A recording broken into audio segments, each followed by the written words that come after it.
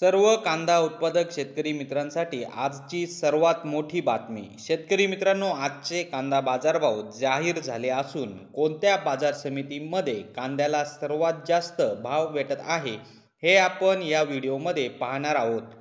जर आपण एक कांदा उत्पादक शेतकरी असाल आणि कांद्याचे बाजारभाव आपल्याला मोबाईलवर बघायचे असतील तर लगेचच व्हिडिओला लाईक करा, चॅनलला सबस्क्राईब करा आणि सोबतची बेल आयकॉन दाबून ठेवा।